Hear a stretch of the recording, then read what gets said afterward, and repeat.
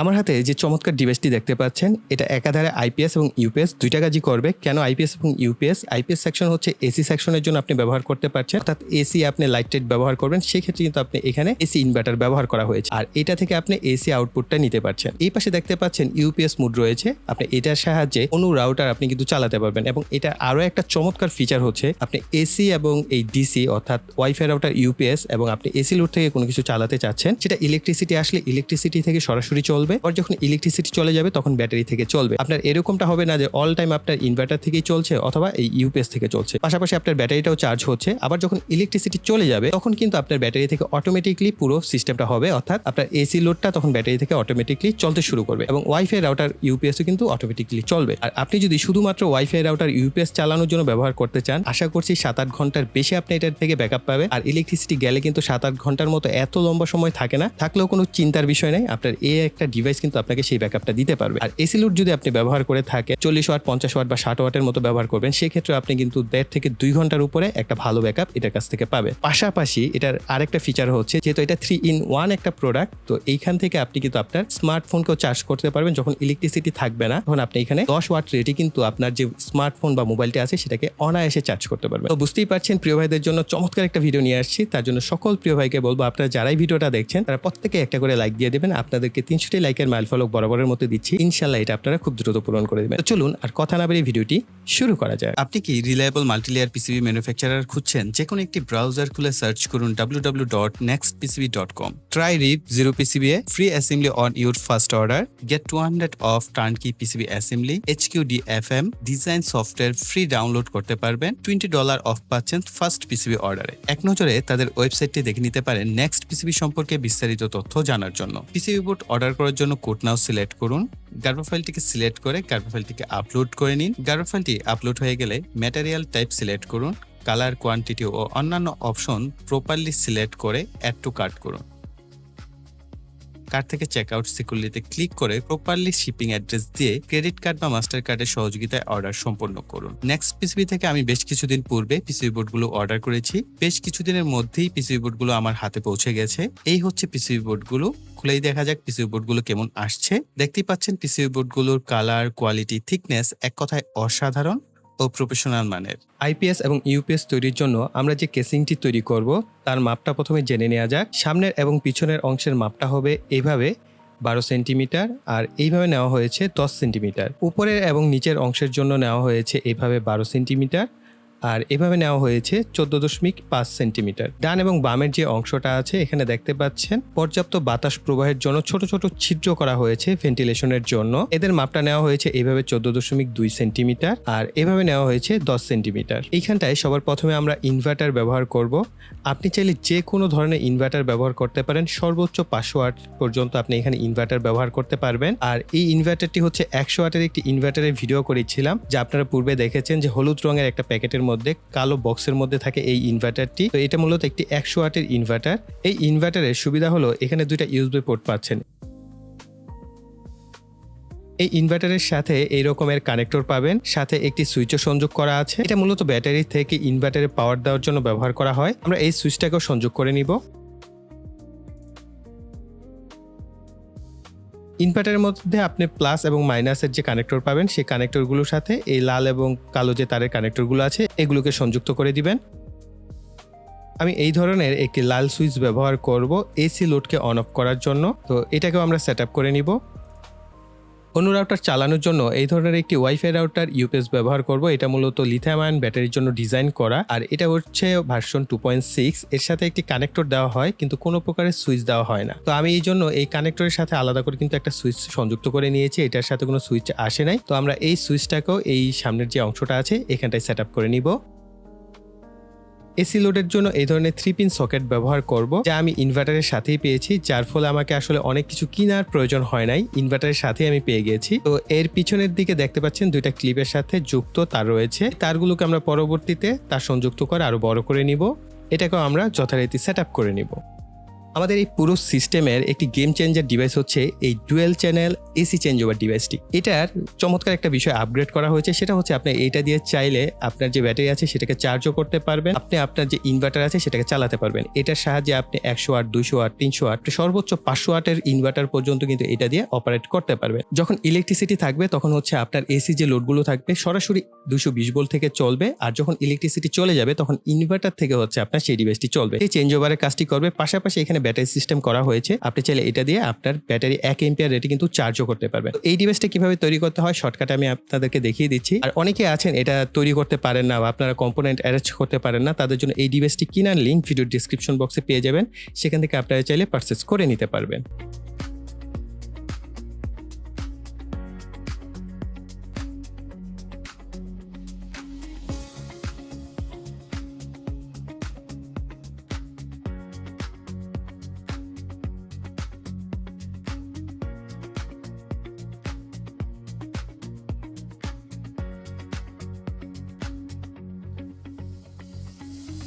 এটা হচ্ছে আমাদের এসি চেঞ্জ ওভার সার্কিট এবং এইটা dual channel AC change over. আপনার ইনভার্টারের সিগন্যাল যদি স্কোয়ার হোক, এসি হোক, ডিসি হোক, যাই হোক না কেন, এটার সাথে কিন্তু আপনার বাসাবাড়ির যে এসি লাইন ওটাকে কখনোই সংযুক্ত হবে না। এর ফলে আপনার ইনভার্টারটিও সেফ থাকবে এবং আপনার লোডটিও কিন্তু সেফ থাকবে। তো এই কারণে কিন্তু আমরা দুইটা রিলে ব্যবহার করেছি। এর পূর্বে আমরা একটা রিলে দিয়ে তৈরি করেছিলাম, আর এবার আমরা দুইটা রিলে দিয়ে ব্যবহার করেছি। বাম পাশে যে কানেক্টরটা আছে এখানে লেখাই আছে ইনভার্টার। এখানে মূলত আপনার যে ইনভার্টারের এসি আউটপুটটা থাকবে সেখান থেকে দুইটা তারকে এখানে সংযুক্ত করতে হবে। এই পাশের যে কানেক্টরটা আছে এখানে মূলত আমরা লোড নিব, আর এখানে কোনো পজিটিভ নেগেটিভ নাই, যেহেতু এসি সংযোগ হবে আপনি উল্টাপাল্টা লাগালেও কোনো সমস্যা হবে না। আর এই কানেক্টরটা হচ্ছে ব্যাটারির জন্য ব্যবহার করা হয়েছে, আপনি এখানে ব্যাটারি সংযুক্ত করবেন আর এখানে অ্যাডাপ্টার সংযুক্ত করতে হবে। এটা হচ্ছে আমাদের কেসিং এর ব্যাক সাইড, এখানে আমরা একটি ডিসি সকেট সংযুক্ত করব।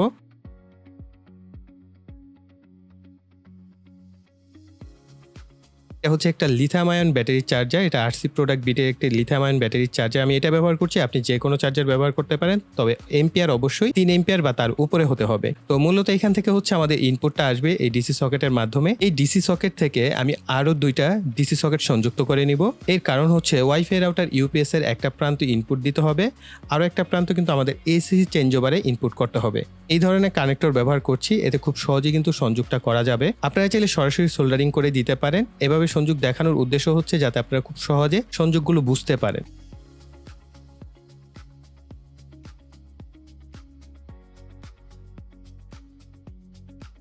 এখন আপনারা চাইলে খুব সহজে মেল টু মেল জ্যাকের সাহায্যে কিন্তু সার্কিটগুলোর সাথে সংযুক্ত করে নিতে পারবেন। আমি আপনাদেরকে দেখাচ্ছি কিভাবে সংযুক্তি করবেন। এইখানে দেখেন আমি একটা ক্লিপ লাগিয়ে নিয়েছি, আপনারা এখানে সোল্ডারিং করে নিতে পারেন। এখান থেকে ধরেন ফেজটা আমাদের সুইচের এক প্রান্তে আসলো, এরপর আমরা এখানে আরো একটি লাল তারকে কানেকশন করব, সুইচের অপর প্রান্তে আমরা এটাকে কানেকশন করে দিব। এরপরে এইখান থেকে একটা নিউট্রাল নিব। এই ফেজ নিউট্রাল এই দুইটা আমাদের প্রান্ত চলে যাবে কোথায়? এই দুইটা প্রান্ত আমাদের চলে যাবে হচ্ছে এসি চেঞ্জ ওভার আছে সেটা লোডের সাথে আমরা কানেকশন করে দিব। তো আমরা এখন এইটাকে ভিতরের দিকে দিয়ে কানেকশনটা করে দিচ্ছি।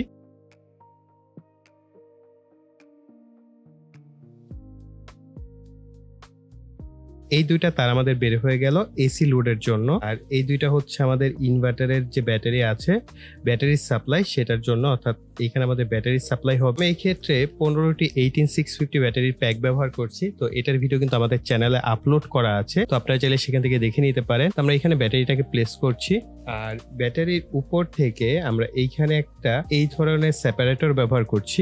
এই যে আমরা এইটাকে এই বরাবর সেট আপ করে দিব। এক্ষেত্রে একটু সমস্যা হয়ে গেল, ডিজাইনে সমস্যা হয়ে গেছে। সেটা হচ্ছে এই যে ডিসি সকেটটা আছে, হ্যাঁ, এই সকেটটা এমন একটা জায়গায় পড়ে গেছে যে এইখান থেকে আমি জ্যাক কানেকশন করতে পারবো না। কে হচ্ছে আমি দুইটা তার দিয়ে এই ধরনের একটা জ্যাকের সাথে সোল্ডারিং করে নিচ্ছি। এটার এই পিছনের প্রান্তটা হচ্ছে পজিটিভ, সামনের দুই প্রান্ত নেগেটিভ। সামনে যে কোনো এক প্রান্ত থেকে নিলে হবে। এই ধরনের একটি ডিসি জ্যাক আমি ব্যবহার করছি, অবশ্যই প্লাস মাইনাস দেখে নেবেন। এই জ্যাকেরও কিন্তু প্লাস মাইনাস প্রান্ত রয়েছে।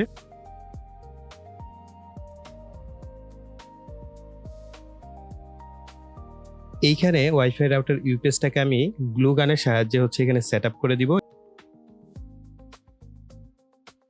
আমাদের ওয়াইফাই রাউটার ইউপিএস এর যে সুইচটা লাগিয়েছিলাম সেটাকে আমরা এখানে কানেকশন করে দিচ্ছি। এখানে আমি একটা জ্যাক ব্যবহার করেছি, যেহেতু আমরা এখানে সকেট ব্যবহার করেছি ব্যাটারি প্লাস মাইনাস থেকে। তো এখানে আমরা সরাসরি কানেকশন করে দিলে আমাদের দুইটা পজিটিভ এবং দুইটা নেগেটিভ বের হয়ে যাচ্ছে। এই সার্কিটের এই ব্যাটারির প্রান্তে আসবে আর দুইটা যাবে আমাদের এই ওয়াইফাই রাউটার ইউপিএস এ। ওকে,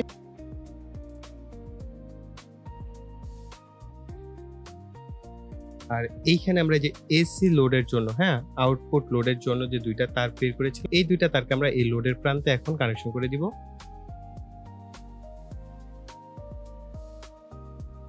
আমরা একটা জিনিস দেখেছিলাম, ইনভার্টার এই যে আমাদের দুইটা তার, এই দুইটা তারে হচ্ছে এসি সাপ্লাই, আমরা এখানে কানেকশনটা করে দিব ইনভার্টার। আর যেহেতু এখানে অনেকগুলো সার্কিটের কানেকশন, অনেকের হয়তো বুঝতে অসুবিধা হচ্ছে, তাদেরকে বলবো ভিডিও ডেসক্রিপশন বক্সটা চেক করবেন, সেখানে আসলে আমার এইটার যে একটা ব্লক ডায়াগ্রাম আমি ড্রয়িং করে নেই। আসলে যে কোনো কাজ করার আগে আমি এটার একটা ড্রয়িং করি, তো সেই ড্রয়িংটা আমি আপনাদেরকে শেয়ার করে দিব। আর যদি ভুলে যাই তাহলে একটু কমেন্ট সেকশনে লিখবেন, তাহলে আমি ভিডিও ডেসক্রিপশন বক্সে গুগল ড্রাইভে আপনাদের জন্য লিঙ্কটা দিয়ে দিব, তখন আপনারা খুব সহজে কিন্তু কানেকশনটা করতে পারবেন।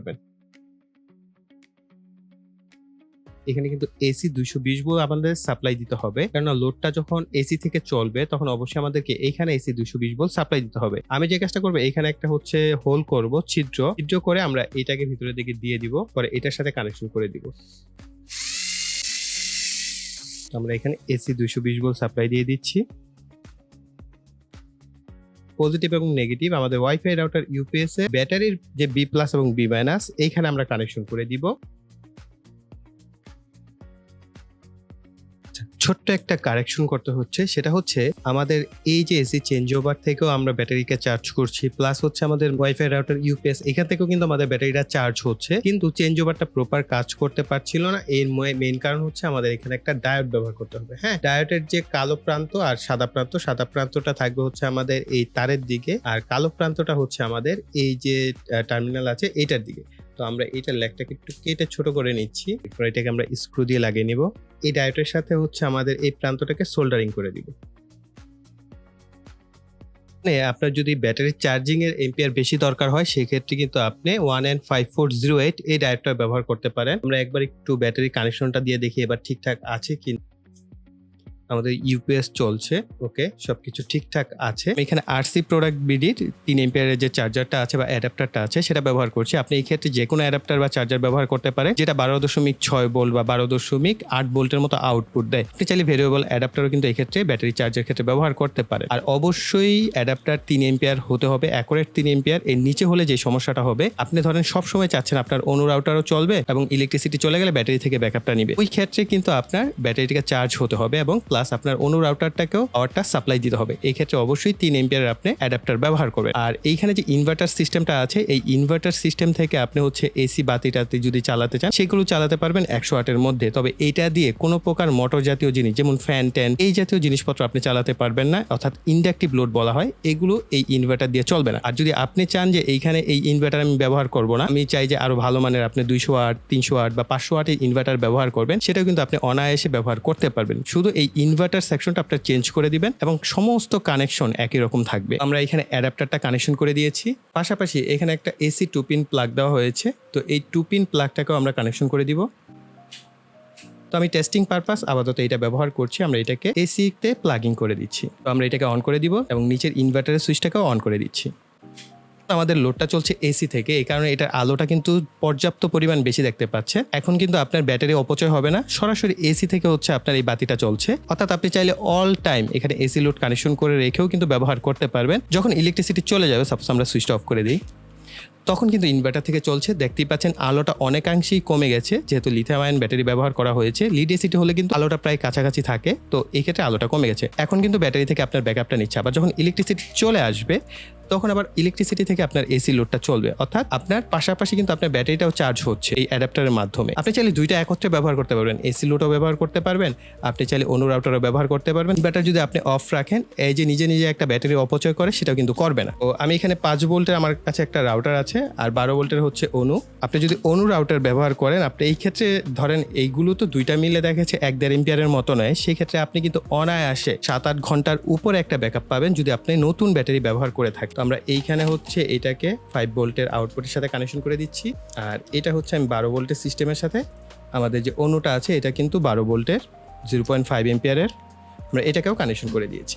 এখন যদি আমরা এইখানে আমাদের ইউপিএস এর সুইচ আছে, এই সুইচটাকে আমাদের অন করে দিতে হবে, তাহলে আমাদের অনু রাউটারগুলো কিন্তু অন হবে। ভিসলের অনু চালু হতে কিছুটা সময় লাগে, তো দেখতে পাচ্ছেন আমাদের অনু কিন্তু চালু হয়ে গেছে, পাশাপাশি আমাদের রাউটারও কিন্তু চালু হয়ে গেছে।